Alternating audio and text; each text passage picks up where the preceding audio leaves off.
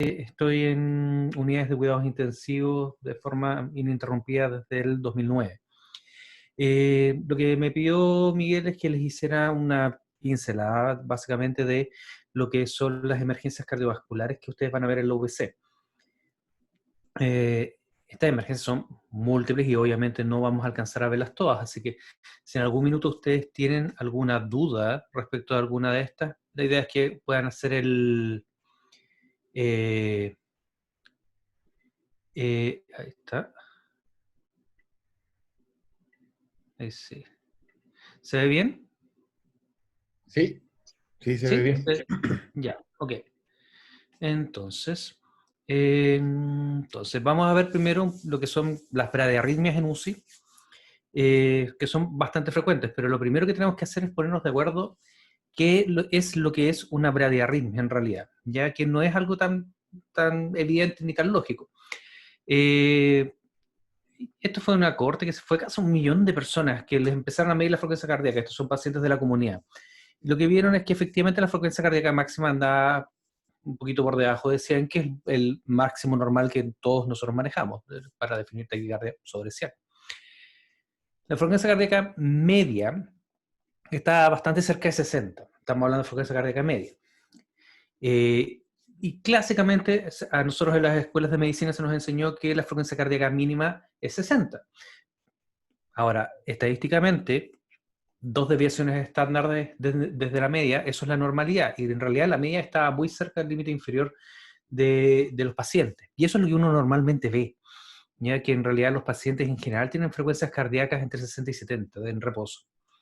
Y las frecuencias cardíacas mínimas que habitualmente los pacientes desarrollan cuando están en reposo o durmiendo, llegan un poquito por debajo de los 50. Entonces, si nosotros catalogamos bradicardia como frecuencia cardíaca menos de 60, probablemente vamos a dejar un 20-30% de la población normal catalogado como bradicardia. Y ese paciente, cuando se hospitalice, nosotros igual lo vamos a interpretar como una bradicardia y vamos a pensar que a lo mejor tiene alguna enfermedad cuando en realidad no la tiene. Entonces, desde el 2018 ya los consensos internacionales están por bajar un poquitito el punto de corte para hablar de bradicardia. Y actualmente lo que se dice es que se define bradicardia con menos de 50 latidos por minuto o con pausas de más de 3 segundos. ¿Ya? Ahora, hay excepciones a la regla también. ¿Ya? Si hay un paciente que es joven, bien acondicionado, bien entrenado, particularmente en ejercicio aeróbico, si él corre, hace bicicleta, rema, no sé, lo que sea, sus frecuencias cardíacas de reposo, particularmente cuando duerma, pueden llegar perfectamente bajo los 40. ¿Ya? Entonces eso hay que tenerlo claro. Y muchos pacientes hospitalizados, cuando están monitorizados por alguna enfermedad X, Y, Z, uno se da cuenta que los pacientes tienen frecuencias cardíacas más bajas. Entonces, en algunos casos puntuales, nosotros vamos a dejar incluso que el paciente esté un poquitito más bradicárdico, particularmente atletas bien acondicionados y particularmente si son asintomáticos. Si el paciente es asintomático, está durmiendo y tiene una frecuencia cardíaca de 40, dejarlo tranquilo. ¿Ya? Este es un fenómeno que es bien común ahora que existen los relojes inteligentes, los smartwatch, que la gente duerme con ellos y les mide la frecuencia cardíaca. Los Samsung hacen eso, que miden automáticamente. Y llegan muchos pacientes a la consulta a decir, ¿sabes qué? Me marcó 41 cuando estaba durmiendo. Normal, absolutamente normal actualmente. Y si este paciente se seda por alguna razón, está con una bomba de dormofenta, probablemente va a andar por esas frecuencias cardíacas. Entonces, nuevamente, si el paciente es asintomático, si está sedado, con pseudoanalgesia y está con frecuencias cardíacas 40, 50, puede ser un poquito menos incluso, pero hemodinámicamente estable, sin drogas o con drogas a la baja, ese paciente hay que dejarlo tranquilo. ¿Ya? Ahora, las disfunciones del nodo sinusal, ya que ahí es donde empezamos a ya ver un poquitito más de enfermedad. La bradicardia sinusal es solamente una enfermedad cuando causa síntomas. ¿Ya? Esto es un ejemplo, digamos, más que nada para que ustedes sepan que cuando uno ve el electrocardiograma uno tiene que empezar a cortar los cuadraditos desde el complejo QRS para poder determinar cuál es la frecuencia cardíaca. Cuando está el paciente monitorizado no es un problema, te muestra la frecuencia en el monitor directamente. Pero una bradicardia sinusal solamente debe evaluarse cuando provoca síntomas o descompensación hemodinámica de forma categórica. ¿Ya? Si el paciente está tranquilo, no pasa nada.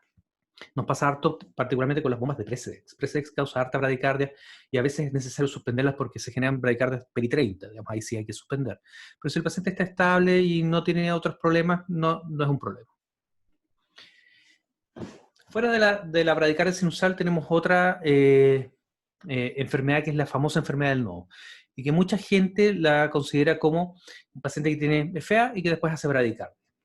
Y en general ese concepto está un poquito errado porque muchos pacientes que tienen FA cuando hacen bradicardia es por los fármacos que les damos para controlar la FA, no es por una enfermedad.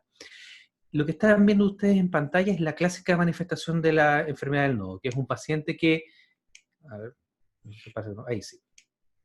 Es un paciente que está en FA, ahí está rotulado, y que este paciente de forma espontánea se le acaba la FA, o sea, cardiovierte. Pero el nodo sinusal del paciente no parte. Y eso es porque ese nodo sinusal tiene una enfermedad que probablemente se fibrosó un poco, tantos años de FA, entonces ya no es capaz de partir solo. Entonces, como no parte, el siguiente marcapaso competente es el nodo AB. Entonces, aquí agarramos un ritmo de la unión, un extrasístole, ahí como que quiso partir el nodo sinusal, ritmo de la unión, y ahí partió un ritmo sinusal más normal. ¿Ya? Eso es lo que se denomina una enfermedad del nodo, y que particularmente el evento que la define es esto, que es la pausa postcardioversión. Y a veces esas pausas son bien prolongadas. Pueden ser 4 segundos, 5 segundos, 6 segundos. Y si esto le pasa a un paciente en la comunidad, lo más probable es que se caiga y le provoque un síncope y algún daño. Doctor, disculpe. Dígame. No se están moviendo las diapositivas, por si acaso. Yo las veo bien. Sí, yo quedé en emergencia. En Ya está la... en emergencia. Sí, en las diapos en realidad. O sea, Ya. en la primera. Déjame ver si puedo... A ver. Espérate. ¿Se ve ahí? Sí, ahí se ve. ¿Y ahí?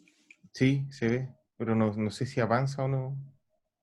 Ahí yo estoy avanzando, ¿se ve? No veo que avance. Quedo igual en arritmias bradicardias en UCI. A ver. Déjame ver. Sí, hay una alarma que me muestra aquí al... A ver. Compartir. ¿Ahí sí? Sí, ahí veo yo por lo menos. ¿Me ves tú? ¿Y ahí? Sí, se ve en grande, pero no sé si es que la siguiente diapositiva se va a ver. Ya.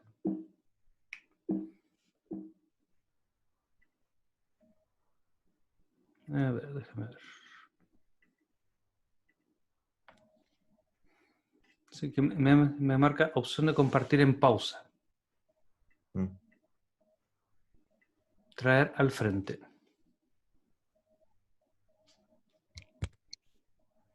Si no, lo otro es pasarlas así nomás. Sí, A ver, hagamos un último intento para que no...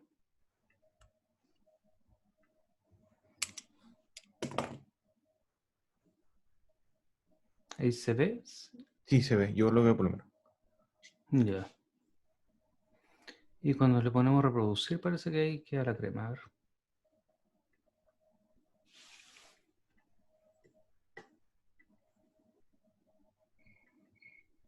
Ahí queda la crema, ¿eh? Cuando le pongo pantalla completa. Sí, no se queda pegada en la misma diapositiva. Ya. Ujú. Raro, Sí, raro. Entonces hagámoslo nomás hacia la antigüita. Ujú. ya. Ahí estamos. Sí, ahí sí. Gracias. Entonces, bueno, ahí sí. Sí, ahí yo se ve por lo menos todas las diapositivas. Ujú. Como les decía, Gracias. ahí está la fibrilación auricular, ahí está el periodo de pausa, que si este paciente ahí está, como le digo, de pie y hace una pausa de aproximadamente 4 segundos y medio, puede que se sienta mal, puede que se caiga. Aquí está el ritmo de escape de la unión y aquí está ya cuando parte el ritmo sinusal. ¿Ahí se ve bien? Sí, Ya, súper. Entonces, la pausa sinusal, esta, es la que determina que un paciente tenga una enfermedad del nodo, más que que un paciente tenga una FA y a ratos tenga un ritmo más lento, porque eso habitualmente tiene que ver con el beta bloqueo que uno le pone, con la amiodarona que uno le pone al paciente. ¿Ya? Y como le decía, es una pausa post-cardioversión que puede ser cardioversión espontánea o terapéutica. A veces nos pasa en pabellón de electroficio que uno hace una cardioversión eléctrica y el paciente se demora 8 segundos en partir. Son los 8 segundos más largos de la vida porque uno piensa que el paciente se paró y que hay que reanimar, pero en realidad el paciente casi siempre parte. Casi. Habitualmente reinicia con un ritmo lento y ahí uno indica marcapasos o zonas marcapasos en pacientes, pero más pensando en mejoría de la calidad de vida y para evitar los eventos de caída cuando hacen estas pausas. ¿Bien? Ahora, ¿qué es lo que uno debería hacer cuando uno ve una bradicardia aguda? Siempre uno tiene que ver si es que podemos sacar una historia física, un examen físico, un electro del evento. Casi en todas las arritmias se recomienda tomar un electro de 12 derivaciones cuando suceda el evento. No siempre es posible, particularmente en UCI, uno cuando ve un evento, una alarma roja, digamos, uno corre a atender al paciente, trae el carro, hace mil cosas y al final la última cosa que uno hace es buscar el electro. Y eso es habitual, digamos, a todos nos ha pasado, digamos, pero hay que tratar de tener siempre registro de todo. Ahora, las centrales de telemetría igual graban y uno las puede interrogar, digamos, para poder ver cuál fue el evento, pero no siempre graban todos los eventos. Entonces, por eso es importante tener el electro la mayoría de las veces. Lo importante es tratar, ver si es que hay alguna causa reversible. Por ejemplo, si el paciente está con una infusión de dexmedetomidina, hace una bradicardia y empieza a hacer compromiso hemodinámico, le suspendemos la infusión, le ponemos un poco de atropina, ahí vemos. Si el paciente tuviera síntomas severos, atropina, como decía, y ahí lo que tenemos que evaluar es si es que hay alguna toxicidad clásica de fármacos que pudieran estarnos causando bradicardia, que son más bien raras, ¿ya?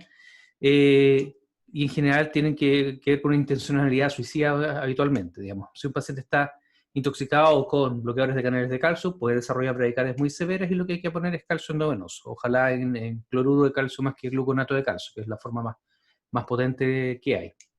Si el paciente está con digoxina, existen comercialmente, nosotros no lo tenemos, pero se puede pedir, digamos, hay un stock crítico de fármacos en la posta central que uno puede pedir y que te lo mandan por avión, y que ahí están los anticuerpos antidigoxina.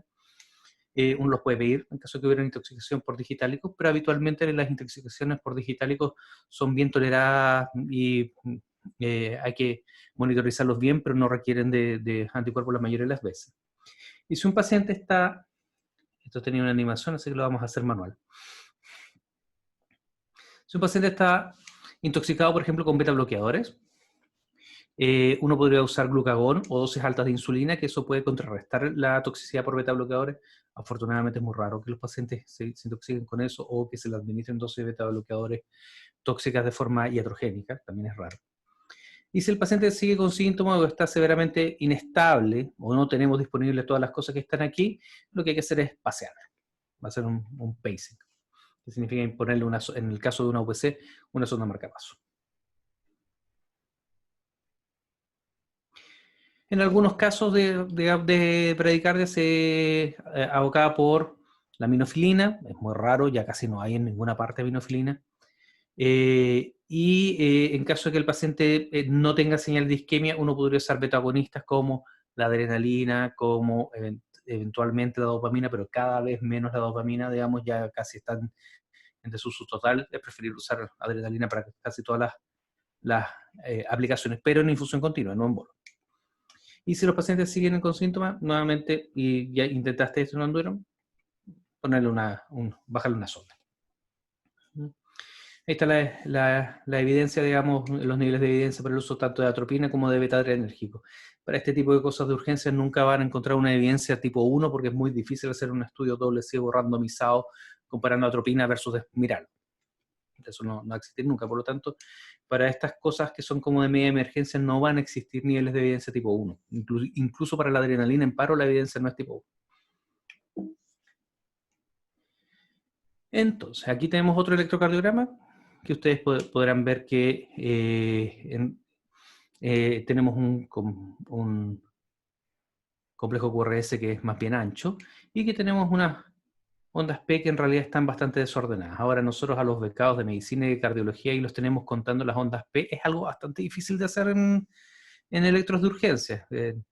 Como dicen con el diario El Lunes, todos somos técnicos en realidad, pero en el minuto del evento a veces es bien difícil darse cuenta que un paciente así tiene un bloqueo AB completo, como es este caso. Si un paciente hace un bloqueo AV completo estando en cualquier parte, en la comunidad o en el hospital, es indicación de marcapaso porque el paciente efectivamente con ese bloqueo AV completo puede hacer una sistolía y un paro prolongado. Ahora, hay bloqueos AV completos que son súper bien tolerados.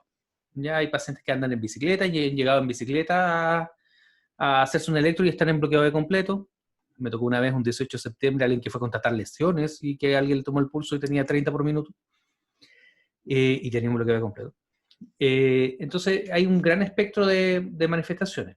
Si un paciente está asintomático y se le pesquisa un bloqueo completo, no es necesario ponerle una sonda marcapaso, no es necesario ponerle una bomba de adrenalina, pero sí hay que mandarlo al hospital para monitorizarlo y ponerle un marcapaso de forma prioritaria. Ahora, si el paciente tiene síntomas o desarrolla síntomas de cualquier tipo, hay que ponerle una sonda marcapaso transitoria y eso es lo más rápido. ¿Ya? Que en el fondo, en cualquier caso, ustedes van a que este es para cualquier bradicardia, si el paciente está estable,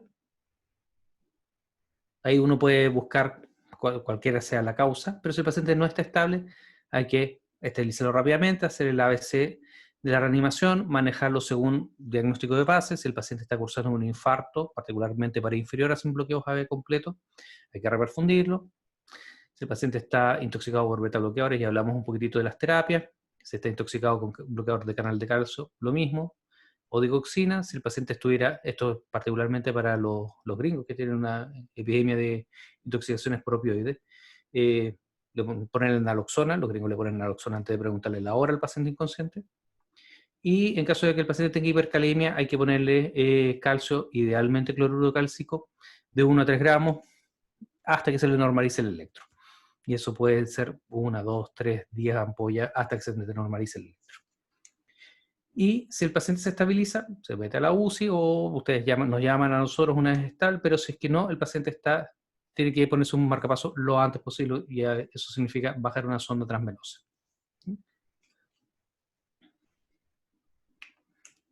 Entonces,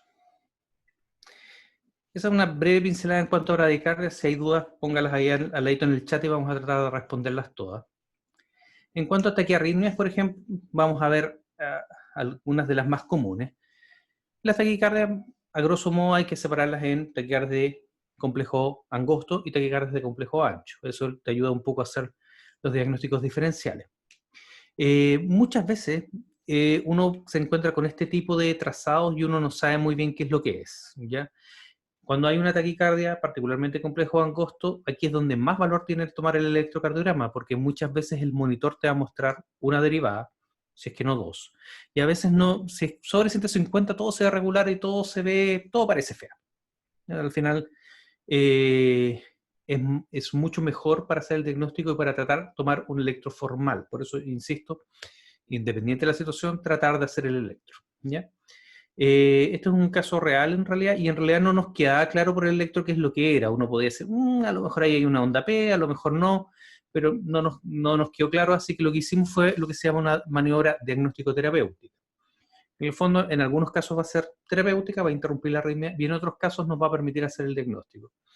Entre esas maniobras está la maniobra vagal y está la adenosina. Entonces, en este caso, lo que hicimos fue pasar a adenosina, y lo que nos encontramos fue que el paciente lo que tenía era un flutter. Entonces, aquí hay otro concepto que es cuando uno pasa una adenosina o cuando uno hace una maniobra vagal, tener el electro grabando. Eso es algo que en urgencia nos cuesta mucho que pase, digamos. Muchas veces los pacientes, o sea, los colegas te dicen, no, sabes que le pasó una adenosina y no pasó nada. O muchas veces nos pasa a nosotros, incluso en UCI, digamos, que uno le pasa una adenosina y que, como el efecto es muy rápido, son 4 o 6 segundos del electro, uno no alcanza a ver bien qué fue lo que pasó en esos 4 o 6 segundos. Entonces uno se queda mirando y, ¿cachaste tú qué fue? No. Entonces lo ideal es tener el registro en papel, ya para poder analizarlo después, y después al día siguiente el electrofisiólogo en realidad puede ver y decir, no, si en realidad esto claramente era un flutter o claramente era una reentrada. En este caso, evidentemente era un flutter, pero en el primer trazado no había forma de saberlo. Como le digo, de 150 para arriba, todas las taquicardias complejos angostos se ven igual. Ahora, hay un detalle de nomenclatura, que es, aquí uno se refiere cuando uno dice taquicardia supraventricular. Las taquicardias supraventriculares son todas las taquicardias de complejo angosto que se origina sobre el ventrículo. Nada más. Eso es lo que dice. Y muchas veces telemedicina, por ejemplo, en las urgencias informa como taquicardia supraventricular y los colegas piensan, es una taquicardia paroxística supraventricular y le empiezan a pasar adenosina a pasto al paciente y en realidad lo único que dice el colega es que esta taquicardia no es ventricular. ¿Ya? Y dentro de las taquicardias supraventriculares a secas está la sinusal, que es lejos la más común, la atrial ectópica, está la fibrilación atrial, el flutter, la taquicardia paroxística supraventricular, que esa es la que habitualmente uno asocia a pacientes jóvenes, digamos que uno les pasa la adenosina y se les pasa, que en realidad son dos taquicardias, que son la taquicardia por reentrada no AB y la taquicardia por reentrada AB ortodrómica. Digamos, esta es la clásica taquicardia supraventricular que a uno le pasan en pregrado. Pero hay que tener harto cuidado, porque a veces, como les digo, cuando te dicen supraventricular, particularmente los informes de telemedicina para los que trabajan en urgencia, no necesariamente te quieren decir qué es esta. Lo que te dicen es que puede ser cualquiera de estas opciones. Ahora, por posibilidades, lo más común, por lejos, si tú tienes una taquicardia de complejo angosto y es rápida, solamente por probabilidades, lo más común es que va a ser una FA. Lo más común. ¿Ya? Mucho menos probable va a ser todas las otras supraventriculares. Y en la medida que va aumentando la edad, más probable es que una taquicardia de complejo angosto, con respuesta ventricular rápida, sea una FA. Aquí se ve, esto es incidencia y prevalencia, ¿ya? Y en cuanto a prevalencia, eventos nuevos, digamos, si ustedes ven que esta es la prevalencia de FA a menos de 55, entre 55 y 64, y aquí se dispara sobre los 65 años. Entonces, si un paciente de 70, 80, 90 años hace un evento de taquicardia complejo angosto, lo más probable es que sea una FA y no una reentrada nodal. ¿Ya? Nos pasa harto que particularmente de periferia nos dirían pacientes como taquicardias paroxísticas supraventriculares o que de repente en la UCI un paciente con una neumonía te dicen, oye, ¿sabes que hizo una supraventricular cortita? Lo más probable es que haya sido una FA solamente por prevalencia. Pero casos raros existen. Entonces, como para poner un caso así como para no hacer tan árida la cosa, tenemos una paciente, en este caso femenino de 65 años, hipertensa, diabética, hace 3 días con percepción febril, dificultad respiratoria y tos con expectoración. Y presenta ese electro. Entonces, este electro se los informaron a los chicos como taquicardia supraventricular, ¿ya? Lo que es correcto, pero los chicos de este hospital periférico entendieron paroxística supraventricular y le empezaron a pasar adenosina. Y este paciente lo pasaron llegó a la urgencia con 18 miligramos de adenosina puesto, con un verapamilo, con un Ceilanid, y lo que tenía era una neumonía. Y este electro es claramente una taquicardia sinusal, que como decíamos, de todas las taquicardias, descontando digamos que las patológicas, digamos, la causa más frecuente de tener una taquicardia complejo angosto siempre va a ser la taquicardia sinusal. ¿Cuáles son las causas de taquicardia sinusal? Todos conocemos múltiples causas, digamos, las fisiológicas, digamos, que todos hemos pasado por varias. Las patológicas, las que obviamente está la crisis de ansiedad, la crisis de pánico, la anemia, distintos tumores, distintas cosas endocrinas feocromocitoma, el Cushing, la diabetes con disfunción autonómica, a veces causa taquicardia persistente. El TEP, que es una de las primeras cosas que uno debería pensar en un paciente que desarrolla bruscamente taquicardia sinusal. El infarto, la pericarditis, la misma enfermedad valvular cardíaca, la insuficiencia cardíaca descompensada. En cuanto a la farmacológica, hay varias cosas en la UPC que uno hace para causar taquicardia a los pacientes. Por ejemplo, infusiones de adrenalina o de noradrenalina, la dopamina es muy taquicardizante, la dobuta a veces, la atropina, las nebulizaciones, los PAF, nos pasa harto, ¿eh? Y esto es bien común, que cuando el paciente está intubado, por ejemplo, que en general la dosis de salbutamol que se le deja son 6 PAF, y ahí depende el horario cada 6, cada 4 horas. Básicamente porque los primeros 2 PAF no llegan al paciente, digamos. Entonces, para que llegue a árbol respiratorio en general requieren de 4 a 6. Pero cuando el paciente se extúa, paciente se queda pegado con los 4 a 6 puffs cada 6 horas, y ahí él no tiene el impedimento del tubo para que le llegue todo el salbutamol. Entonces, muchos pacientes post-extubación desarrollan taquicardia sinusal porque no se les ha bajado la dosis de salbutamol. Y eso es algo que hay que estar activamente poniéndole ojo.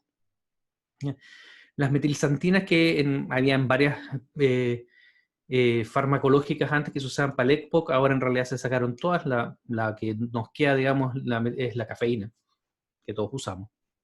La hidralacina, el nifedipino, y el otro es el retiro brusco de los beta bloqueadores. A veces cuando los pacientes llegan al hospital, digamos, les quitan sus terapias de base, y a veces cuando tú le quitas el beta bloqueo al paciente, hace taquicardia refleja, hasta que se lo vuelves a poner.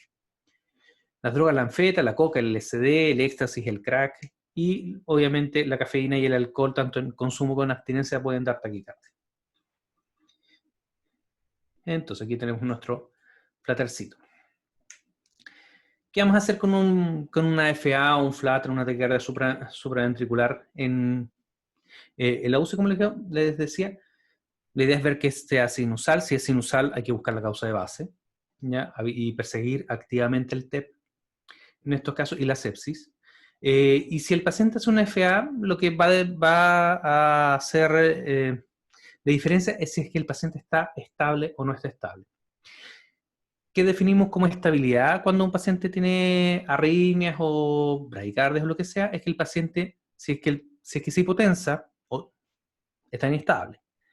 Su equivalente en la UCI es requerimientos al alza de drogas. O sea, si el paciente hace una FA y está con 0,3 de noradrenalina, después requiere 0,5 noradrenalina desde que está con la FA, eso es, digamos, inestabilidad hemodinámica. Por lo tanto, ese paciente habría que paletearlo, ¿ya? La indicación de los pacientes inestables es paletearlo. Si el paciente está consciente, hace una FA y hace dolor torácico, hay que paletearlo. Si el paciente está congestivo, hay que paletearlo. Y si el paciente hace deterioro de conciencia, hay que paletearlo. Esas son las 4. ¿Ya? Que es, como les decía, hipotensión o requerimientos al alza de drogas, dolor torácico, congestión, compromiso de conciencia. Y eso es para todo. Ya sea la UCI o la urgencia, todas esas hay que paletearlas. ¿Y cómo se paletean? En general, si que el paciente está en FA o en flutter, tú puedes cardiovertir con 100 a 200 joules. En general las FA son bastante más duras eléctricamente que los flutter, entonces en general hay bastante evidencia de que si uno los paletea con 200, uno lo tiene que paletear menos veces. Yo en general parto con 200, hay colegas que parten con 100 y van escalando. Ninguna de las dos cosas es totalmente incorrecta, digamos. No hay evidencia para recomendar fuertemente una. Y obviamente bajo sedación, esta cuestión duele, ¿ya? Si el paciente tuviera un flutter, eventualmente uno podría intentar, y uno estuviera seguro que es un flutter, uno podría intentar un poquitito menos de voltaje. Los pacientes generalmente con 50-100 deberían andar bien. Pero habitualmente en estas circunstancias, como les decía, sobre 150 por minuto todo se ve igual, entonces tienen que tratarla como lo peor, y lo peor es la FA. Entonces hay que paletearla en general entre 100 y 200, teniendo en cuenta que teóricamente uno podría usar menos en un flutter si estuviera bien seguro. Si el paciente está estable, ahí tú puedes decidir qué es lo que vas a hacer. Ahí tú puedes tomar precauciones, tú puedes anticoagularlo, puedes pedirle un ecotrans esofágico para ver si tiene algún coágulo, etc. Y puedes definir bajarle la frecuencia con digitálicos o con amiodarona, ¿ya?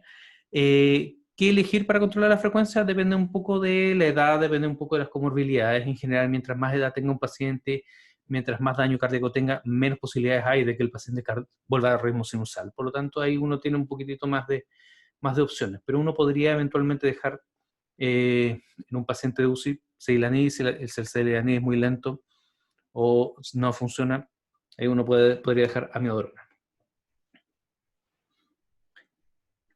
En cuanto a las famosas paroxísticas supraventriculares, como les decía, es un evento bien raro en las UPC. En general se ve con algo más de frecuencia en los servicios de urgencia.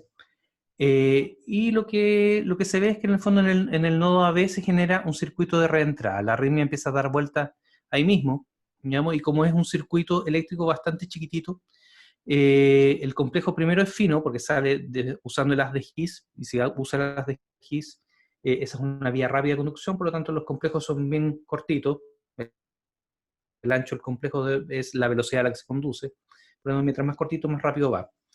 Y como el circuito es cortito, en general, gatilla varias veces, muchas veces. Entonces estas arritmias pueden estar 180, 200, 210 por minuto tranquilamente. Es una arritmia bien rápida. ¿Ya?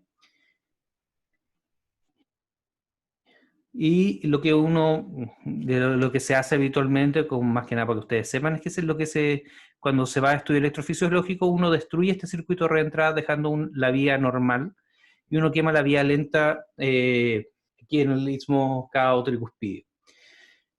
¿Cómo uno se enfrenta a estas arritmias? Habitualmente, nuevamente, son arritmias muy rápidas. No, la mayoría de las veces no tienen compromiso hemodinámico, pero el paciente está muy sintomático. Entonces, muchas veces, y como les decía, hacen sobre 150, todo se ve igual. Entonces, muchas veces uno usa las maniobras de diagnóstico terapéutico.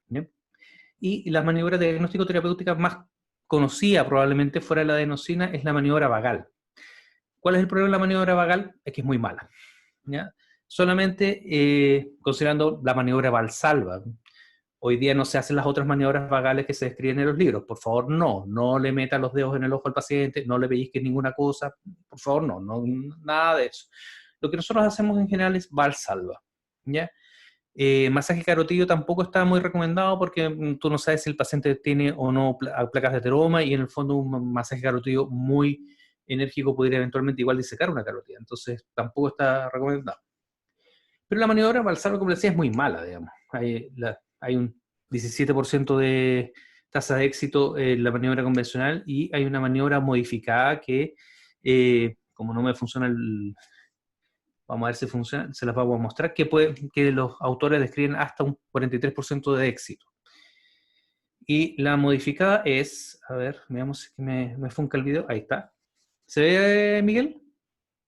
Sí, doctor, se ve. Ya.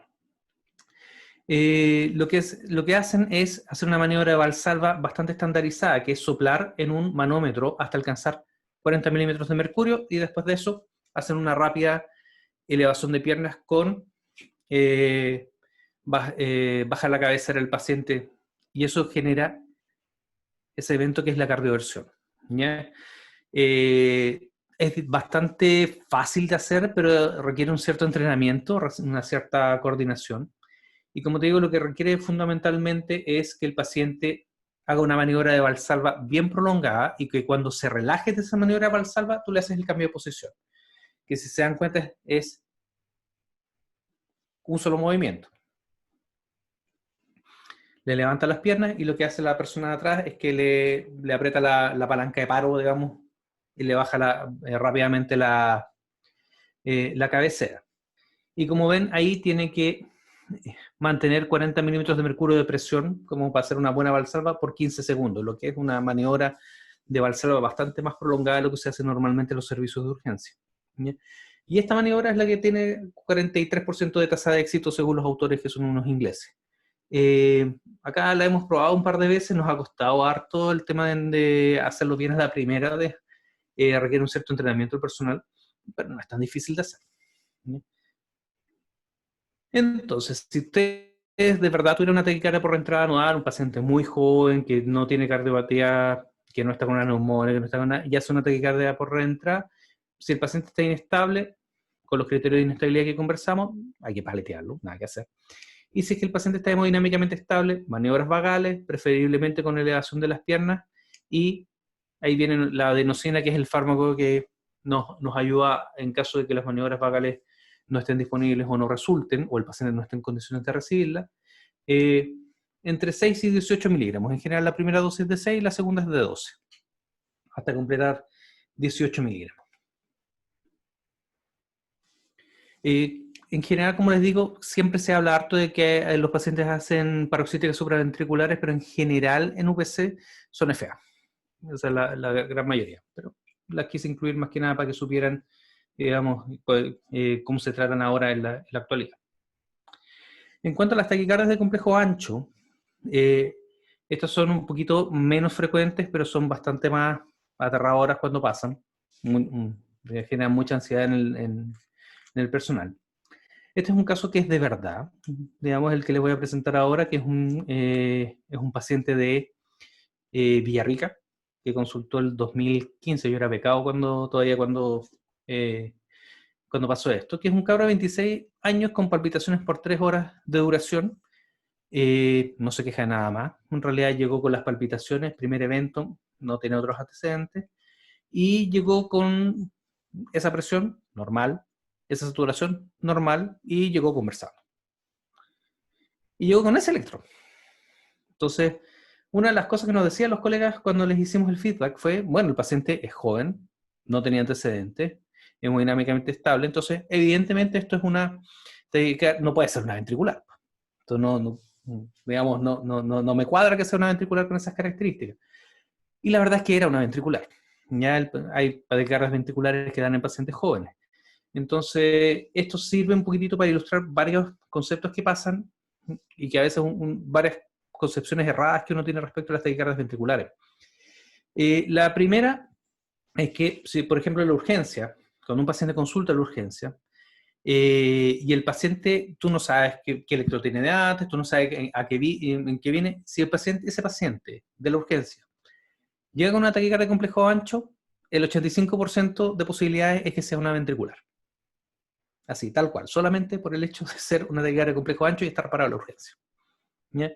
En pacientes de UCI y UPC no está tan bien tipificado, pero en general en UCI uno tiene la ventaja es que uno tiene el trazado previo. Entonces, si uno sabe que el paciente antes tiene un bloqueo de rama y después hace una taquicardia y la cuestión se ve igual, tiene la misma morfología, uno se puede quedar tranquilo. Eso sí puede ser una taquicardia supraventricular con aberrancia. Pero si el paciente tiene un ritmo basal estrecho y después hace un complejo ancho, eso hay que asumir que es una ventricular. ¿Ya? Si el paciente tiene un bloqueo de rama conocido y hace una taquicardia con una morfología muy distinta, eso también es una ventricular. Entonces, una cosa de seguridad muchas veces es asumir que el paciente con taquicardia de complejo ancho es una ventricular. ¿Ya? Es una cosa de seguridad para todos, para el paciente y para ustedes. Si el paciente además tiene cardiopatía estructural, o sea, el paciente tiene un infarto previo, tiene insuficiencia cardíaca previa y es una taquicardia de complejo ancho, ese paciente por sobre ese 85% tiene un 7.2 veces más posibilidades de tener una taquicardia ventricular. Entonces, y ahí cuando tú haces el cálculo estadístico, en realidad ni siquiera puedes sacar la probabilidad porque te da una probabilidad de 1 dividido en infinito. Es una cuestión que matemáticamente es imposible de expresar. Así de probable es que un paciente de taquicardia de complejo ancho con cardiopatía estructural sea una ventricular. Por lo tanto, en este tipo de pacientes ahí no cabe la disquisición de que puede ser una FA con aberrancia, de que puede ser una... No, hay que asumir nomás que el paciente tiene una ventricular.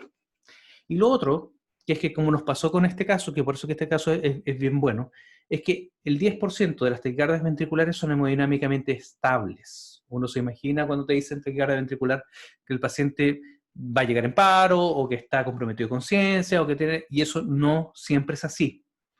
Y de hecho, somos súper insistentes cuando hacemos estos cursos. Este es un curso en realidad de 2 días que hacemos con los EDF, esta es una versión súper comprimida. Lo que más insistimos es que no se confíen de la estabilidad hemodinámica para descartar que el paciente tenga una taquicardia ventricular, porque la puede tener.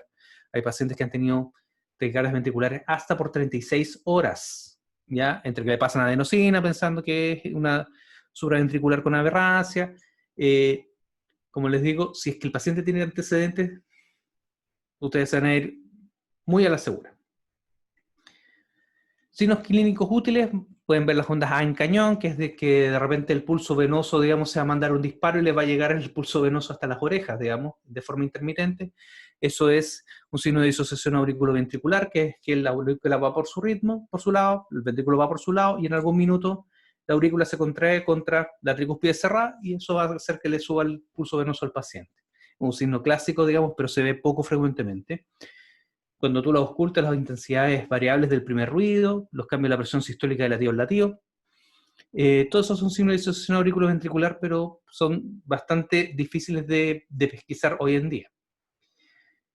A veces uno puede, en los electrocardiogramas, ver cosas que pueden hacer sugerir que el paciente tiene una ventricular. Por ejemplo, si la taquicardia, tú tienes el registro del evento, tienes en el monitor de telemetría cuando lo interrogas después los eventos, ves que partió con una extrasístole de la arritmia, eso es una ventricular. Si tú ves que la taquicardia es muy similar a los extrasístoles ventriculares que tenía el paciente, es una ventricular.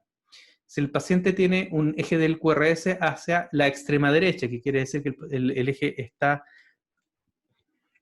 hacia arriba, digamos, en el electrocardiograma, eso también es indicador de taquicardia ventricular, y si el complejo es muy aberrante, muy ancho, mientras más ancho, más posibilidades es de que sea ventricular. Ahora, cuando uno habla de taquicardias ventriculares, aparecen casi siempre en todas las presentaciones de cursos y los criterios de Brugada, ¿ya? Efectivamente, nosotros enseñamos los criterios de Brugada, y por ejemplo a nuestros becados nosotros no solamente les pedimos que digan que es una taquicardia ventricular, sino que cuál criterio de Brugada cumple esa taquicardia ventricular, se cumple el 1, el 3, el 4, etc. Pero la verdad es que los criterios de Brugada están pensados para ser aplicados ojalá por expertos, ¿ya? Porque si bien están los dos criterios, los dos algoritmos más famosos son el de Brugada y el de Berekei. Si bien ambos criterios en las publicaciones originales lo hicieron súper bien, cuando se corroboraron después en el mundo real, probado con en servicio de urgencia por personas que no eran especialistas en arritmia, lo que se vio es que tanto el Brugada como el Berekei rendían bastante poco, y la verdad es que decir que una cosa tiene sensibilidad 50% es moneda al aire. O sea, si yo voy con una moneda al aire y digo, cara, tú tienes taquicardia ventricular, sello, tú no, me iría más o menos igual. Entonces, estas 98% de rendimiento que se ven, eso es aplicado por expertos, ¿ya? Por no expertos, en general, lo único que hacen es confundir a los colegas. Por lo tanto, como habíamos dicho, si tú aplicas el criterio de que una taquicardia de complejo ancho en un paciente de servicio de urgencia, 85% de posibilidades, lo vas a hacer mucho mejor que cualquier algoritmo.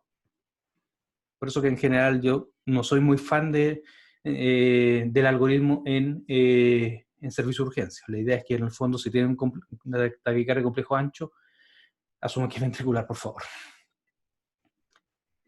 Este es el algoritmo de las taquicardias en general. Ya este es el del British Council, este es inglés. Y la idea es, en el fondo, nuevamente, un paciente con taquicardia, la idea es evaluar, digamos, el ABCD con vía aérea, ver si es que el paciente requiere oxígeno, monitorizar el electrocardiograma, presión arterial, y ojalá obtener un electrocardiograma de 12 derivaciones. Como le digo, no siempre el del fragor de la batalla se puede lograr. Obtener una vía venosa permeable y identificar causas reversibles, digamos, ¿ya? Si el paciente tiene cualquier criterio de inestabilidad, shock, síncope, isquemia, insuficiencia cardíaca, se defibrila, o sea, se cardiovierte si es que no está en fibrilación. Si el complejo es angosto y es regular, ahí uno puede probar maniobras vagales, la adenosina, y obviamente estas maniobras idealmente grabando electrocardiograma continuo para poder evaluar cuál es la respuesta a las maniobras. Y si el ritmo es irregular, lo más probable es que sea una FA, ¿ya? Y lo que hay que ver es controlar la frecuencia cardíaca, puede ser un beta bloqueador, diltiazem nosotros no usamos mucho porque en general es un inótropo negativo, y en UCI realmente que un paciente que tiene algún grado de requerimiento de drogas vasopresoras, no es una buena combinación. Por lo tanto, en general, nosotros lo que tratamos de hacer un poquitito de digitálico o amiodarona, que en el fondo son neutros respecto al tono vascular periférico. La amiodarona puede hipotenciar un poco, pero tiene que ver con la velocidad de infusión y no con el efecto propio del fármaco. Entonces, si uno pasa lento la amiodarona y después con infusión, no deberías tener un efecto bajo la presión. Y ante cualquier duda, por supuesto, hay que llamar a los expertos. Digamos, el hospital de Temuco afortunadamente tiene un cardiólogo en todos los turnos.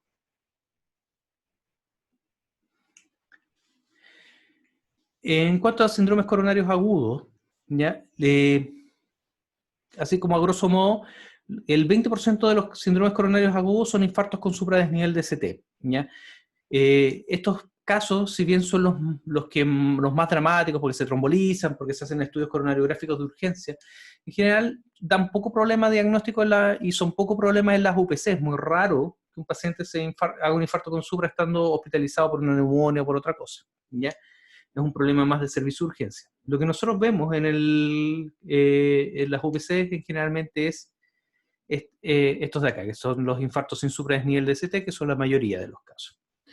Ahora, síndrome coronario agudo, como una cosa más bien académica, es un diagnóstico operativo y transitorio. ¿ya? Porque en el fondo incluye a la angina inestable y el infarto. ¿Y cuál es la diferencia entre la angina inestable y el infarto? Es que la angina inestable no tiene elevación de biomarcadores y el infarto sí. Esa es la diferencia. Por lo tanto, una vez que uno tenga las tropas, uno ya puede hacer la definición, ¿ya?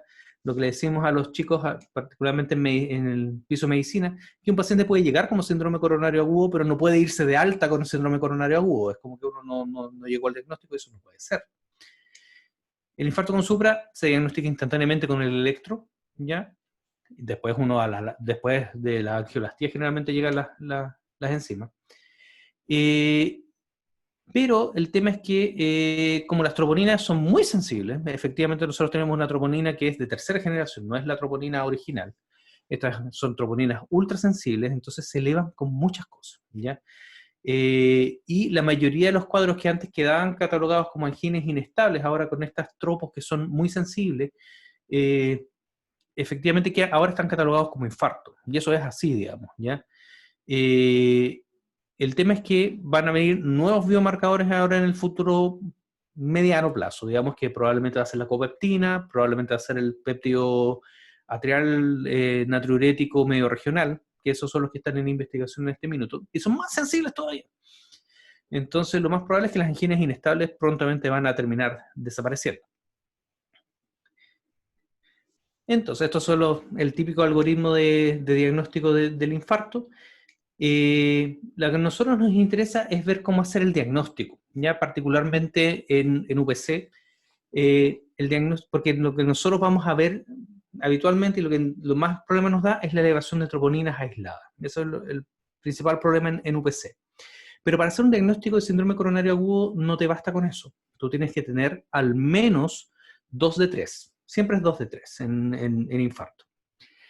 Tienes que tener presentación, electro y la estropo.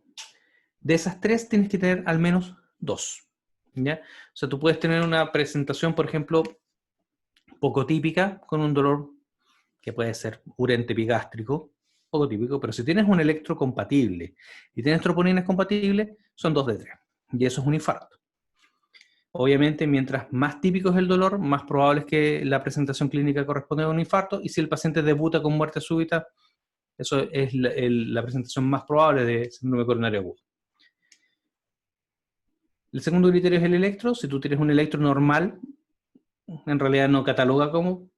Si tienes un electro con cambios evolutivos, ahí ya más posibilidad. Y si tienes un supradesnivel, por supuesto, como hemos conversado, más todavía posibilidades de que el paciente tenga un infarto. Y si las troponinas son negativas, obviamente la probabilidad ya es para que, si tienes una presentación atípica, electro normal y tropo negativa, el paciente probablemente no va a tener un dolor de origen cardíaco. Pero si tienes alteraciones electrocardiográficas y tropos fuertemente positivas, eso sí probablemente va a ser un infarto. Por ejemplo, esta es una presentación bastante clásica. Digamos, este es un paciente que llegó con un dolor torácico típico, y lo que ustedes pueden ver ahí, que uno podría pensar que es un complejo ancho, una taquicardia de complejo ancho, pero si tú ves acá en los complejos anteriores, ahí hay complejos finos, y lo que pasa es que esto es un complejo QRS que está fusionado con un supradesnivel de CT. Esta morfología se conoce como la aleta de tiburón en algunos textos, y en otros textos también es conocido como la lápida, por la forma que tiene y por los efectos que genera. Entonces este es un electro bastante clásico. ¿Sí? Vamos a realizar un poquitito de presentación clínica, como le digo, si bien esto es un poquito más orientado como a urgencia, la idea es que todos conozcan cuáles son las presentaciones clínicas de los infartos. Esta es la definición nueva, ya esta es del 2019, y tiene un cambio que parece ser semántico, pero no lo es, que es que en el criterio dolor, antes se decía que era dolor opresivo en la parte delantera del tórax con una irradiación bien clásica que es a cuello, digamos, mandíbula, extremidad superior izquierda, con sudoración, sensación de muerte inminente, síntomas neurovegetativos, todo lo que a uno le pasa en pregrado. El tema es que se nos escapaban hartos pacientes con esa definición, ¿ya? Actualmente lo que se define, y vamos a revisar un poquitito el por qué, es disconfort opresivo. No, el paciente no necesariamente tiene que describirlo como dolor, ¿ya? Hay poblaciones, particularmente, vamos a ver un poco más adelante, pero particularmente adultos mayores, diabéticos y mujeres, en los cuales muchos no presentan una molestia que sea definida como dolor. Entonces, a veces los colegas en urgencia decían, el paciente no tiene dolor, tiene una molestar, lo más probable es que sea algo gástrico, entonces, y terminan siendo infartos. Entonces, después de mucho, lo que se hizo fue sacar la palabra dolor de la definición y ahora se usa disconfort opresivo en la parte delantera del tórax. O, ahora ya no es I, es O, en el cuello, mandíbula, hombro o extremidad superior. Porque hay muchos casos de infarto que se presentan a veces solo con el dolor mandibular, solo con el dolor en el hombro, solamente con dolor epigástrico. Si el paciente tiene un gatillante clásico, que es esfuerzo físico o estrés emocional, eso se considera que es un gatillante clásico de angina.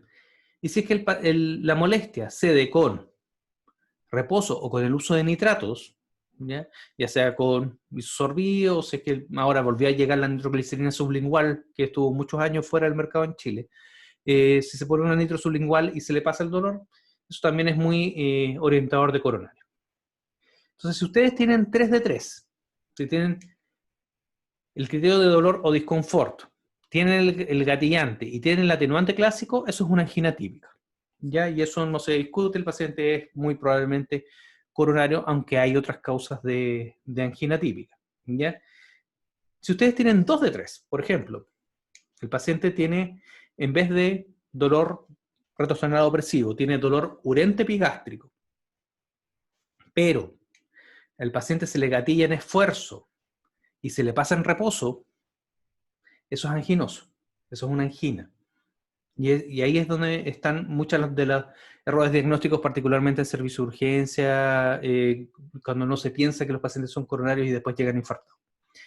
Cuando tienes 2 de 3, eso se considera angina atípica, y así es como nosotros se estructuran los estudios clínicos también de cardiopatía coronaria. Y si el paciente tiene solamente 1 de 3, si el paciente tiene un poco de molestia que puede ser retrasonada opresiva, pero le da viendo tele y se le pasa el tiro, ahí ya el dolor es menos probable que sea coronario. ¿Cuál es el problema en la UPC? Que habitualmente el paciente está sedado.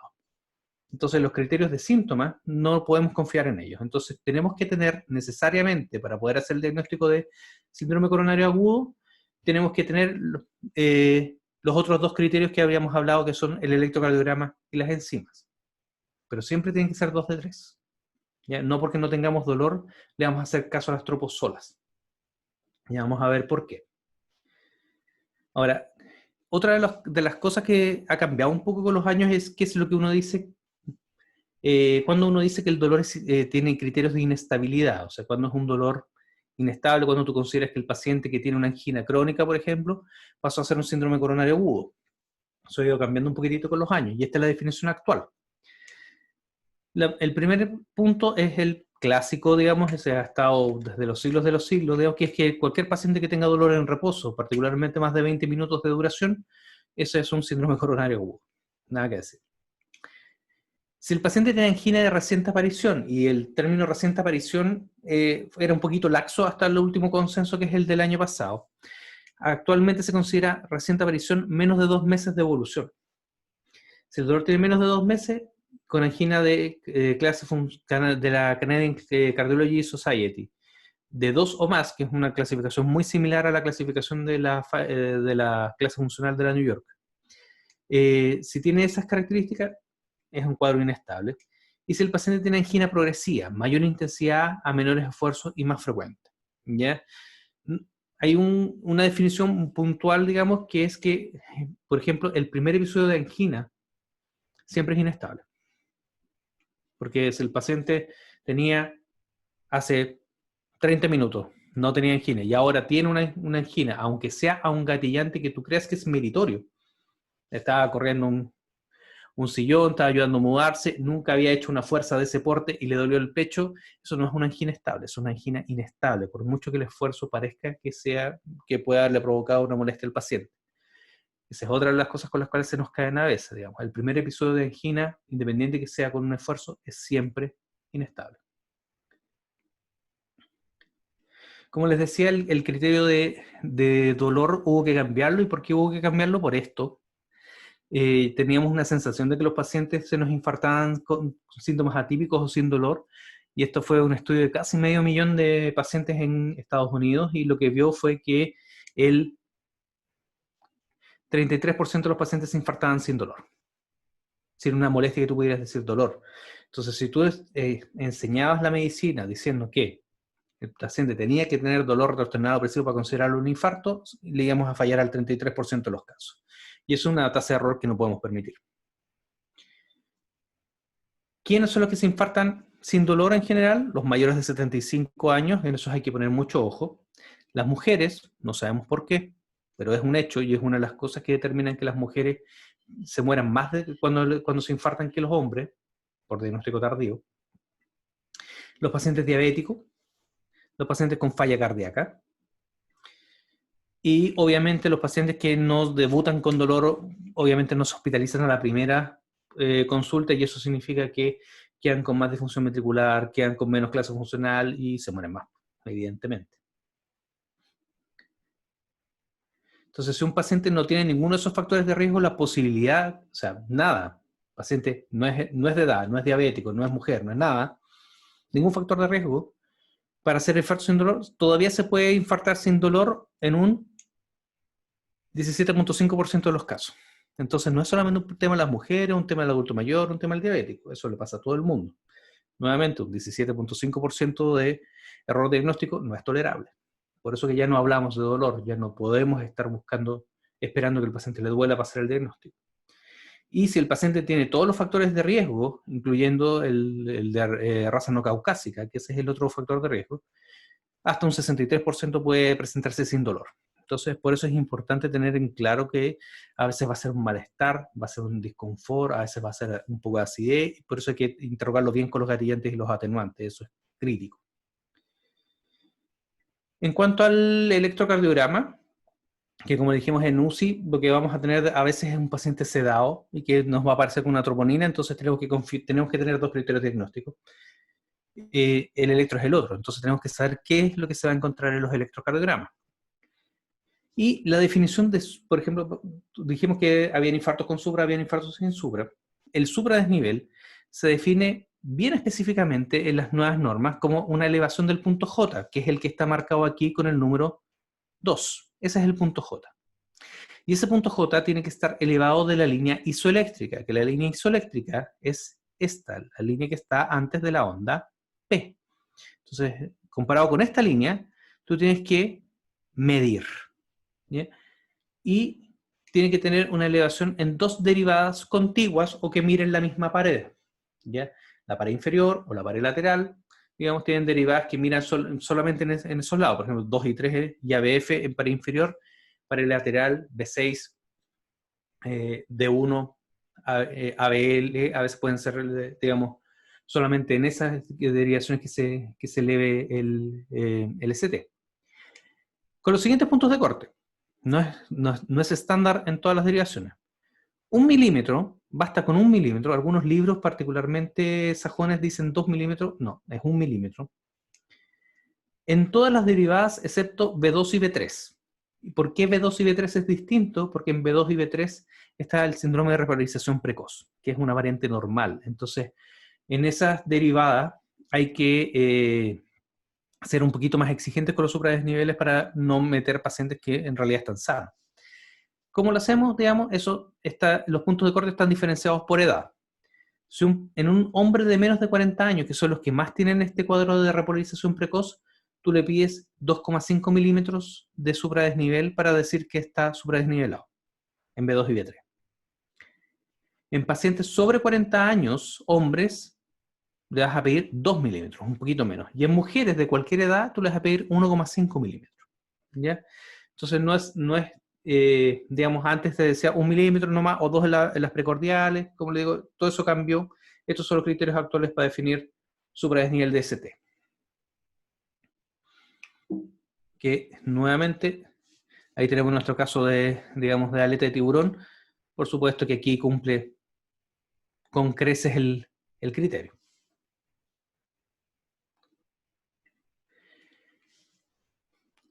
¿Qué cosas, hallazgos pueden orientar a isquemia, particularmente en pacientes ya que puedan tener una neumonía, un FA, que tú dices el típico infarto por oferta o demanda?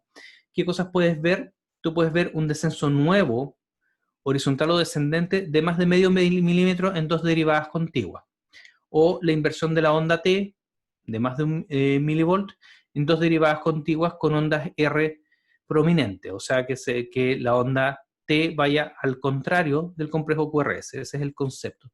Entonces aquí tú puedes ver la inversión clásica de la onda T y aquí tú puedes ver el Fresnel clásico. Entonces si tú tienes esto, eso es un electroisquémico. Este es un electro que tú dices, sí, este puede ser, si yo le tomo una troponina y sale positivo, lo más probable es que el paciente está haciendo injuria miocárdica. Y lo que hay que tener súper claro es que a veces grados menores no necesariamente excluyen la isquemia miocárdica, porque los cambios a veces son dinámicos. Y a veces uno puede requerir electros seriados, enzimas seriadas para poder orientarnos un poquitito. Por ejemplo, este es un caso, no se ve muy bien la verdad, pero digamos, este es un paciente que consultó con dolor torácico, este es un caso súper antiguo, pero lo que decían y es un caso gringo, que es un paciente que tuvo dolor torácico en la casa y la señora lo obligó a consultar. Y cuando llegó al servicio de urgencia, ya no tenía dolor y tiene un electro acá arriba totalmente normal. El paciente lo iban a dar de alta y cuando lo iban a dar de alta hizo dolor de nuevo y le tomaron un electrocardiograma con el dolor y en realidad ahí se nota que tiene infradesniveles, tiene inversión de onda T, entonces este paciente estaba haciendo isquemia, lo que pasa es que no lo pillaste en el momento apropiado. Por eso que es importante hacer controles seriados de examen. Y a veces nos pasa que hay pacientes que se infartan no necesariamente por ateromatosis, a veces hay pacientes que se nos disecan, por ejemplo, se les disecan las coronarias, eso pasa habitualmente en puérpera. Hay pacientes que son usuarios de cocaína, por ejemplo, y los pacientes usuarios de cocaína hacen aterosclerosis muy acelerada y hemos pillado pacientes de 25, 26 años con enfermedades significativas en la descendente anterior y un par de pacientes de 29, 30 años con enfermedad de tres vasos. Entonces, muchas veces la edad que uno dice, no, o sea, es que un cabro de 22 años no le va a pasar nada, que va a tener, se pueden presentar con cosas así. Ya que aquí, evidentemente, tenemos un gran infarto que aquí, como ustedes ven en ABL y en D1, tiene un supradesnivel bien evidente. Entonces, uno podría eventualmente, quizá, llamarle más la atención el infradesnivel ahí, pero en realidad lo que tiene es un infarto con supra. Es un paciente que tenía una anomalía congénita en las coronarias. No, digamos, no hay que esperar que el paciente sea de edad para ver que tenga un problema coronario. Este caso también fue real, ya este pasó en un hospital, en otro hospital, no en el mismo, por favor, que es un paciente de 75 años que efectivamente era hipertenso, venía a buscar los remedios y el médico en el control cardiovascular le pidió un electrocardiograma que no se había podido tomar. Entonces, aprovechando que estaba la enfermera ahí, le tomaron un electrocardiograma en el minuto que vino a buscar sus remedios. Y nos encontramos con esto. El paciente estaba asintomático, venía a buscar sus remedios, estaba muy bien, y nos encontramos con eso. Entonces, a todo el mundo le llamó la atención ese supradesnivel. Este paciente se trombolizó, efectivamente. Y la verdad es que este es un paciente que no debería haberse trombolizado. Afortunadamente a este paciente no le pasó nada, pero un paciente muy similar en otro hospital del área tuvo una hemorragia intracraniana. Esto es un infarto antiguo, ¿ya? Y eso está más bien caracterizado porque este paciente, a pesar de tener un supradesnivel, tiene una onda Q bien categórica, no tiene nada de onda R ahí, no tiene ninguna deflexión positiva ahí que te haga pensar que es una pobre progresión o cualquier tipo de eufemismo. Este paciente tiene una Q en la pared anterior, tiene un infarto constituido, por lo tanto ese supradesnivel de CT ahí está en relación a su infarto antiguo y lo más probable es que este paciente tenga una aneurisma en la pared ventricular. Entonces, ¿cuáles son los criterios para decir que el paciente tiene un infarto antiguo en cualquier paciente? Hay criterios de sospecha y hay criterios de certeza. Los criterios de sospecha son electrocardiográfico, imagenológico, y el criterio de certeza, por supuesto, es anatomopatológico. Con el electro, ¿cómo lo hacemos? Con ondas Q patológicas, con o sin síntomas, en ausencia de causa no isquémica. Y eso quiere decir una onda Q de más de 1 milímetro de profundidad, casi siempre, con una duración de más de un cuadradito son 0,04 segundos, en 2 derivadas contiguas. ¿Ya? Y ahí en realidad no vamos a ahondar un poquitito en las distintas derivaciones porque es un poco más complicado, pero una onda Q patológica, como les digo, tiene que ser un cuadradito de ancho, un cuadradito chico de ancho, y más de 1 milímetro de profundidad en 2 o más derivadas contiguas. ¿Ya? A veces uno puede pillar una onda Q aislada en la derivación de 3, porque la depolarización del ventrículo va de arriba hacia abajo y de derecha a izquierda en este sentido, y la derivación de 3 está al contrario. Entonces, en algunos pacientes, al momento de depolarizarse, el D3 va a estar en todo minuto en contra del haz de depolarización, por lo tanto, es esperable que sea negativa en esa derivación, pero solamente en esa. ¿Ya? Por eso que, si ustedes se fijan, en ninguna parte en estos distintos criterios complicados que hay aquí, digamos, aparece la derivación de 3, porque en realidad no se considera para el diagnóstico de infarto antiguo. Si es que ustedes tienen una evidencia imagenológica de pérdida de miocardio viable, ya sea por eco, que vemos una cicatriz, ya sea por resonancia, que vemos una cicatriz que no se pueda mover, o en el MIBI, que uno vea que hay una zona que no capta tecnesio, esa zona está muerta. Entonces eso es un infarto. Y a veces cuando uno tiene la duda con el electro, lo que uno hace es ir a hacerle un eco a ver si uno tiene la cicatriz donde se supone que dice el electrocardiograma que debería estar. A veces no la hay. Y obviamente anatomopatológico, ese es el de certeza, pero no es un examen que hagamos muy seguido. Entonces, acá están los diagnósticos diferenciales de los supradesniveles de CT.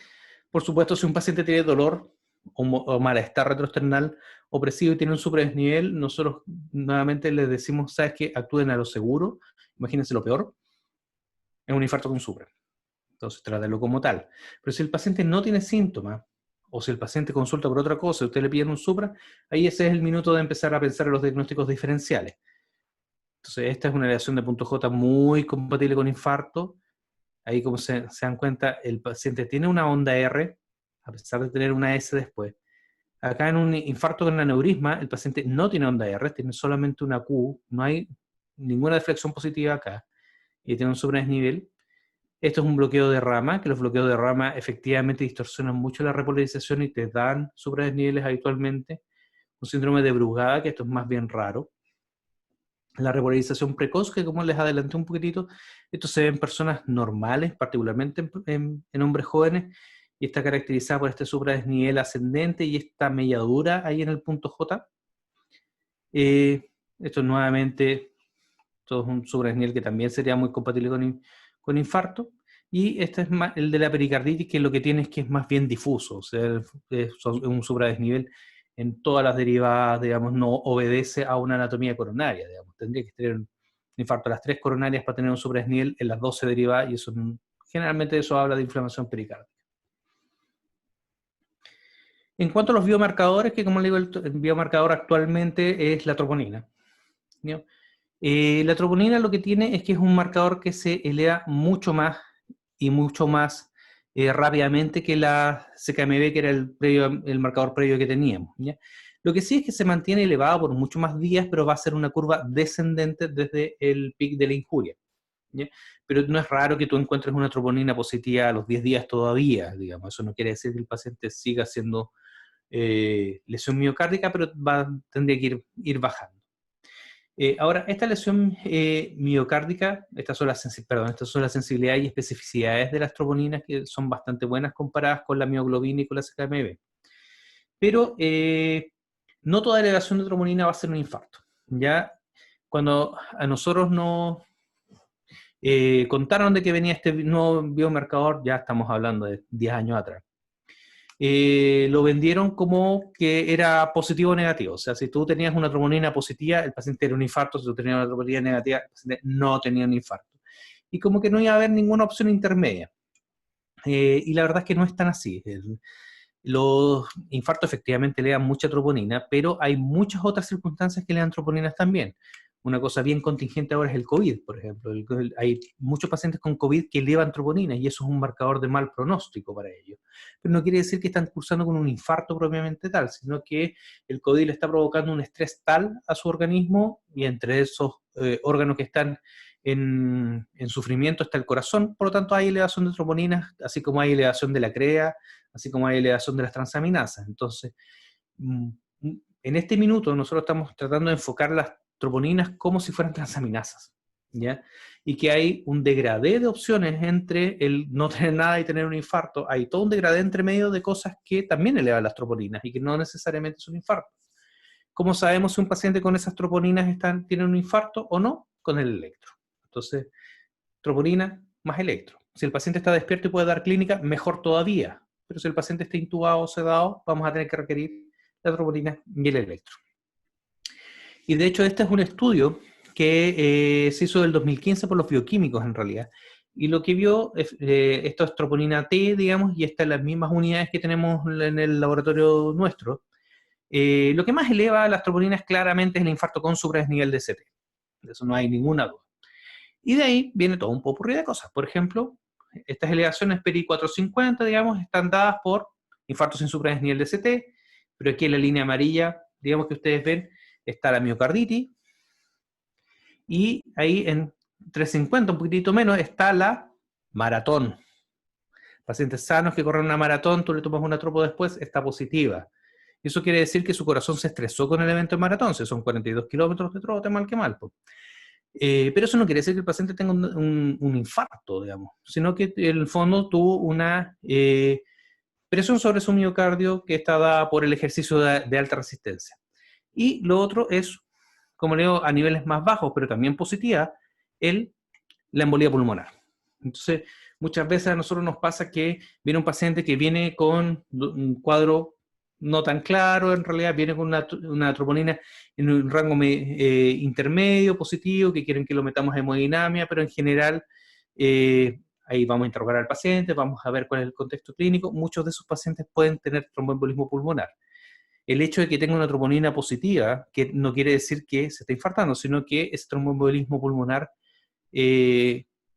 causó un aumento de la presión de la arteria pulmonar y eso hizo que se resintiera el ventrículo derecho. Y eso nuevamente no es bueno, pero no es un infarto. ¿Es un marcador de mal pronóstico para esa embolía pulmonar? Absolutamente, pero no es un infarto. Entonces, la idea es tratar lo que realmente es y no irnos por una vertiente y eventualmente meterlo en hemodinamia y retrasar el tratamiento realmente del tema. Y acá en una línea verde que no se alcanza a ver mucho, pero es un nivel que está persistentemente elevado por un poquito, es la falla cardíaca crónica. Entonces la falla cardíaca, las FA, igual pueden generar un poquito de elevación de troponina. Entonces, como le digo, no es tanto como que tropo positivo infarto. En general, hay una gran cantidad de cosas que pueden dar una troponina positiva. Aquí hay una lista que no es en ningún caso, digamos, todas las causas que pueden ser, pero las taquiarritmias pueden darte elevaciones, la falla cardíaca, la emergencia hipertensiva, particularmente si es muy brusca. Cualquier enfermedad crítica, como shock, sepsis y quemaduras, puede dar elevación de troponina. La más alta que tuvimos alguna vez, creo que es el récord, fueron 2,3 millones de troponina. Y ese paciente tenía un shock séptico. Y eso lo discutimos en la entrega de turno, estaba hospitalizado en la UCI Cardio. Y lo discutimos en el fondo. No tenía electro, no tenía clínica, no tenía nada, pero tenía 2,3 millones de troponina.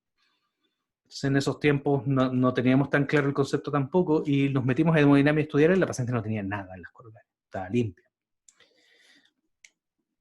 Y eso es porque la sepsis puede elevar las troponinas. La miocarditis, el Takotsu, las enfermedades cardíacas de cualquier otro origen, como la estenosis aórtica, la disección aórtica, el TEP, como les decía, es un signo de mal pronóstico para el TEP. La disfunción renal, que siempre te dicen que un paciente nefrópata tiene las troponinas elevadas por ser nefrópata, y en realidad eso ya no es tan así. Los pacientes nefrópatas tienen elevadas las troponinas porque la enfermedad renal causa daño cardíaco crónico, y esos pacientes con tropos positivas se mueren más. ¿Ya? Entonces ya no es un tema de que sea un error de laboratorio poco menos, sino que es parte de la evolución del paciente nefrópata. ¿Ya? Y también es de mal pronóstico. Cualquier cosa con troponina positiva es de mal pronóstico. Los pacientes con eventos neurológicos agudos, particularmente hemorragia subaracnoidea, pueden elevar troponina y a veces pueden hacer cambios electrocardiográficos, entonces ahí te tira un poquitito por el desvío. Pacientes con contusiones cardíacas, con procedimientos como angioplastía, citulocardio abierta, también van a elevar tropo. Hipotiroidismo, infiltrativos, toxicidades, los ejercicios de extenuantes de resistencia, como la maratón, como vimos recién, y la rhabdomiolisis, que es la que te habían, con esa publicidad te habían vendido la troponina, que no se elevaba con la rhabdomiolisis, bueno, resulta que sí. Así que pasa lo mismo con todos los biomarcadores nuevos que te dicen que son súper específicos para alguna cuestión y en el camino se descubre que no, como la procalcitonina, la lipasa, todas esas cosas finalmente son así. Entonces lo que nosotros ideamos fue esto es para el servicio de urgencia, que nosotros hacemos controles seriados de troponina. Para el servicio de urgencia hay un protocolo de 1 hora, que tú tomas una muestra a la hora 0. Si está muy baja, que es menos de 5, nuestro punto de corte es 14, podríamos decir que el paciente no tiene un síndrome coronario agudo con bastante buena sensibilidad y especificidad, pero tiene que tener más de 3 horas de evolución de sus molestias para poder estar seguro. Y si el paciente tiene más de 52, que es un nivel relativamente bajo, ese paciente se tiene que quedar con nosotros para estudiarse. Y en general, si tú le sigues haciendo curvas enzimáticas, vas a ver que el paciente va a empezar a aumentar su nivel. Y si no, se está en rango intermedio, nosotros ideamos un sistema de controles seriados para poder ayudarlos a definir cuándo el paciente ya tiene que quedarse para más estudio. Pero el hecho de que se quede para estudio, Rulín, no significa que el paciente se esté infartando. Para eso tiene que tener o la clínica o el electro. Tiene que ser siempre 2 de 3. ¿Ya? No puede ser de otra forma. Y como para terminar un poquitito, una de las situaciones especiales que van a haber en UPC es el infarto perioperatorio, ¿ya? Que particularmente la UPC de tercer piso, digamos que va a recibir muchos pacientes quirúrgicos.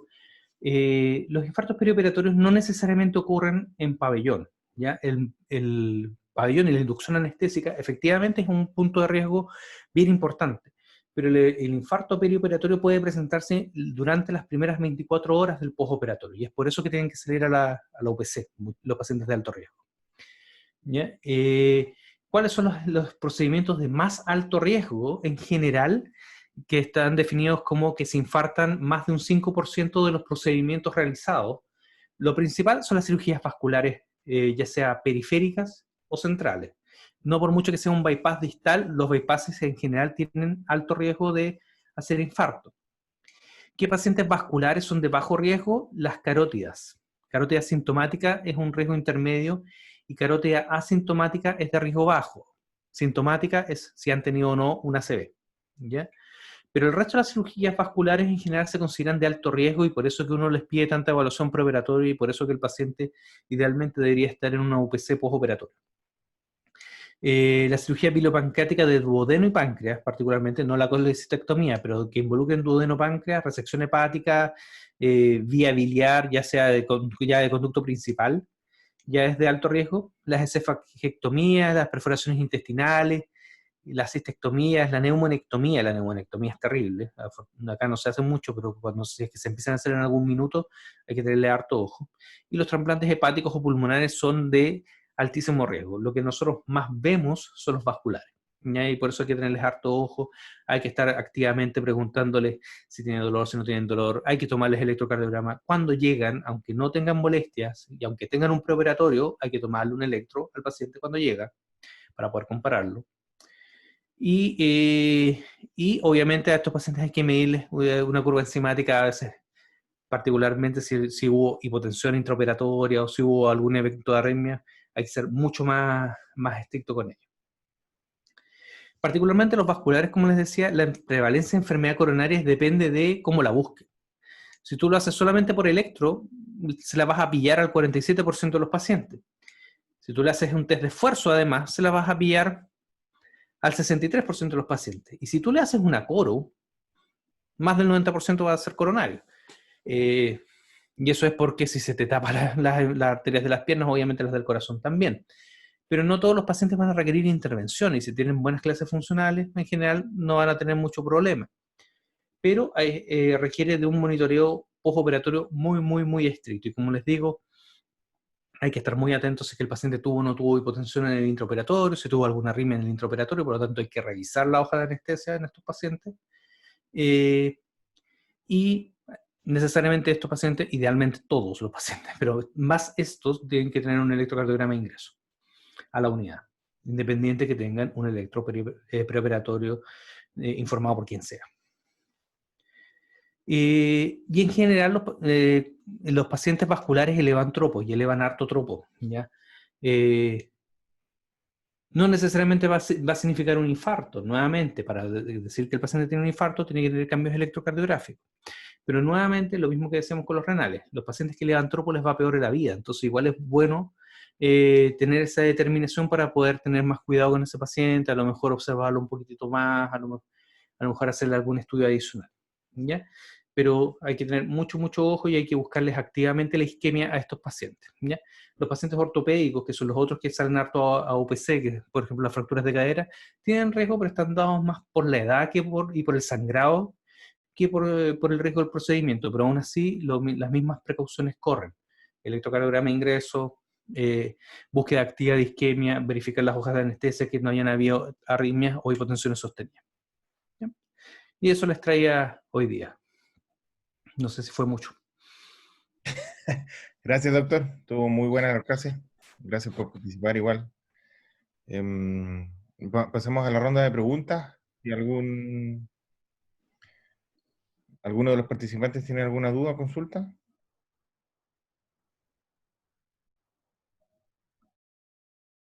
Están durmiendo.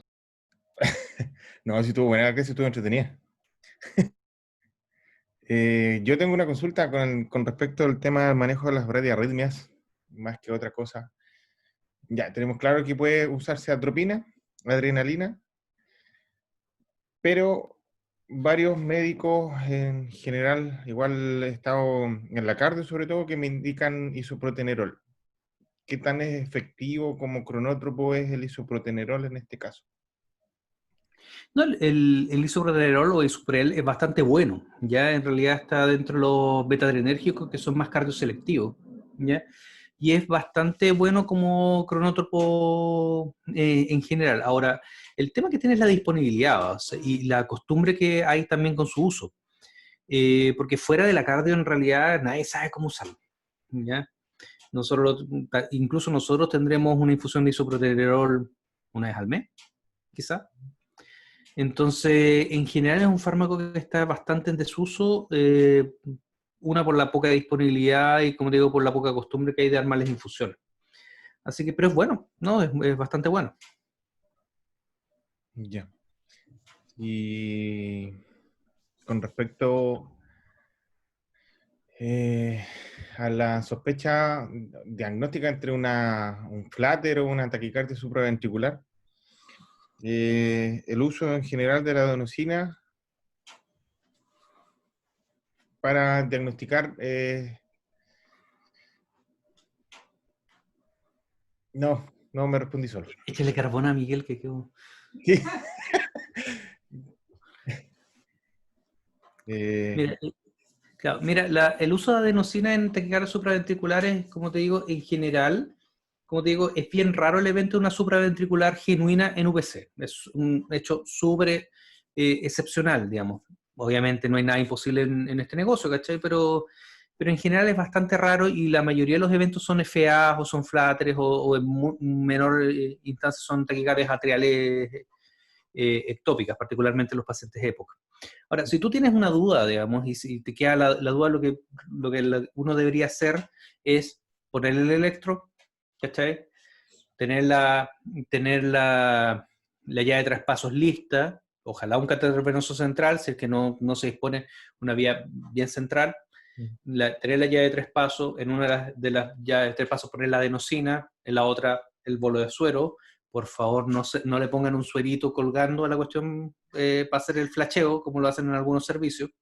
Sí, Lo hacen. Y le suben el brazo, claro. ¿Cachai? Lo más importante es el flasheo después, pero eso se hace con la jeringa de 20 en la llave de tres pasos. Flashear rápido, digamos, y cuando ustedes van a hacer la maniobra, le piden al TENS o a la persona o al colega que le esté asistiendo que por favor les ponga el dedo largo. el registro de dedos largos, y con eso ustedes hacen la cuestión y van a tener registro inmediato del evento y de las consecuencias del evento. Porque como te digo, uno le pasa la cuestión y de repente uno se vuela, ¿cachai? De repente nadie estaba mirando el monitor o pasó muy rápido el efecto de la adenosina y se lenteció muy poco y no te permitió saber. Entonces es mucho mejor tener el registro en papel. ¿Ya? Y si cardiovierte, eso es muy indicador de que ese paciente tenía una taquicardia por reentrada. ¿Ya? La más común de esa es la supraventricular, que es la reentrada nodal. Pero en general lo que vas a tener va a ser un enlentecimiento de la arritmia por el aumento del bloqueo AB que va a causar la adenosina, y eso te va a permitir hacer el diagnóstico finalmente de cuál es la arritmia que tiene el paciente. Sí, por último, bueno, en la cardio se ven harto el tema de la taquicardia refractarias, que no cardioverten con amiodarona, con lidocaína. Y yo me acuerdo mis primeros días de enfermero en un hospital tipo 3, con cual teníamos un electrocardiograma. El médico me indicó verapamilo como primera opción. Pero llevándolo a otro lado, ¿qué tan usado es el verapamilo cuando las taquicardias o las FA con respuesta ventricular rápida no cardioverten con amiodarona, con cardioversión eléctrica o con lidocaína en ese caso, o con el mismo Cedilanit? Pocas veces el Cedilanit cardioverte por lo que mi experiencia. No, nunca. No, Cedilanil en realidad lo que tiene es que te permite hacer un control de frecuencia y con pocos efectos hemodinámicos adversos. Entonces, para un paciente que está con drogas, ponte tú, ponerle un verapamilo sería un desastre, porque se te va a ir para abajo la presión, se te va a ir abajo la contractilidad cardíaca. Entonces, para un paciente que no tiene cardiopatía estructural y que consulta en un servicio de urgencia y que está con una arritmia rápida, un verapamilo podría ser una muy buena opción. Pero en esa condición, ¿ya? Uno puede, y lo hemos usado para taquicardias supraventriculares de varios tipos, digamos. En el contexto principal de UPC, como te digo, que en general el paciente, la arritmia que hace es un evento periférico en el fondo, ¿cachai? O es por la inflamación de la neumonía, la sepsis, el mismo COVID. En general, son pacientes que están con requerimientos de drogas, digamos, y en el fondo el verapamilo puede vasodilatar al paciente, puede eventualmente aumentarte los requerimientos de drogas presoras. Entonces, en contexto hospitalario, digamos, se ve poco la utilidad. Por eso, en general, lo que uno prueba es, dependiendo de cómo dependiendo de qué tan urgido tú estés, digamos, si usas Cedilanib o amiodarona, digamos. El tema es que la amiodarona tiene un cierto riesgo de cardiovertir al paciente y que genera una embolía periférica. Es un riesgo que existe, es más teórico que práctico, pero existe. Pero en general, mientras más daño cardíaco tenga el paciente, hay más evidencia para usar amiodarona, digamos. Mientras más daño cardíaco tenga el paciente, la amiodarona es el único fármaco que ha demostrado ser seguro en ese subgrupo de pacientes. Y en general, mientras más daño cardíaco, menos probable que cardiovierta poniéndole lo que sea. Entonces tú usas la amiodarona más que nada como control de frecuencia. Obviamente, por ejemplo, en el caso puntual de la FA postoperatoria, tú usas bolos de amiodarona y tú sabes que es la inflamación y en el fondo el paciente puede quedar FA mientras esté inflamado, particularmente los postoperados, los primeros 48 horas. Pero como te digo, después de eso no debería ser necesario. Ahora, las tormentas eléctricas propiamente tales son de difícil manejo en todas las unidades, digamos, incluso las cardiológicas. Pero, por ejemplo, dejar una bomba de verapamilo precisamente porque las tormentas eléctricas se dan en pacientes con corazones muy dañados. En general, por eso que uno recurre a estos dos fármacos, que son la amiodarona y muy lejanamente la lidocaína para estos casos. Y si no, hay que hacer una ablación nomás. Claro. Gracias. Yo al menos no tengo ninguna otra pregunta. No sé si los invitados o los participantes tienen alguna consulta.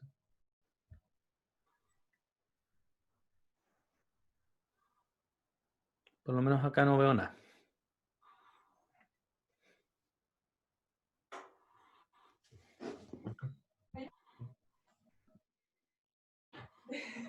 Una infiltrada. Hola, Doc. Perdón, Hola. filtrada. Doc, en relación a los riesgos... Uy, tengo marcado. al riesgo cardiovascular, el paciente de alto riesgo cardiovascular quirúrgico, ¿qué opinión le merece si tiene experiencia en relación a la preparación preoperatoria cardiovascular para disminuir esos riesgos? O sea, lo que nosotros tratamos de hacer en general, digamos, o sea, la postura en general de todos los grupos cardiológicos del mundo es tratar de hacer lo posible porque ese paciente se opere, ¿ya? Ahora, lo ideal es que si es que te permite el tiempo de planificación quirúrgica, digamos, ojalá ese paciente debería estar en un programa de rehabilitación, ya si el paciente tiene una clase funcional 3 o si es que tiene un poco de angina y que no es revascularizable, no es arreglable, digamos, de alguna otra forma, sería súper bueno que ese paciente se prehabilitara, o sea, que hiciera, digamos, un programa de ejercicio de unas 8 semanas, digamos, que deje fumar esas 8 semanas, y eso te disminuye bastante los eventos adversos perioperatorios, ¿ya? No hay un programa formal actualmente que lo haga, pero la recomendación está. Y lo que nosotros hacemos a veces cuando tenemos esas situaciones es que nosotros le optimizamos la terapia, por ejemplo, le subimos el beta-bloqueo, que habitualmente ese es lo que no está muy bien titulado. Y lo que hacemos es que le hacemos el test de esfuerzo para darle el pase y después le hacemos un test de esfuerzo, digamos, unas 6-8 semanas después, para ver si mejoró clase funcional. Y habitualmente cuando tú lo titulas mejor, pueden caminar más, pueden hacer más, y eso igual le da una garantía un poquitito tanto al equipo de anestesia como al quirúrgico, que el paciente, si se hipotensa por cualquier razón, lo va a tolerar mejor, porque en el fondo eso es lo que tú quieres. El evento que haga un accidente de placa propiamente tal, es bastante raro, puede pasar, pero es bastante raro. Lo que te interesa es que el paciente esté en una condición de aguantar una hipotensión sostenida por la inducción anestésica, porque se puso a sangrar, por lo que sea. Gracias. Yo al menos no tengo ninguna otra pregunta. No sé si el resto de la gente.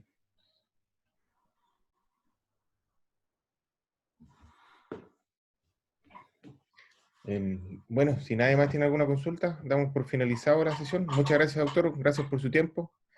Gracias por participar en esta noble cruzada, como lo he dicho en todos los videos prácticamente, de formar una UPC nueva, sobre todo que es bastante complejo. Así que muchas gracias. Nos vemos pronto.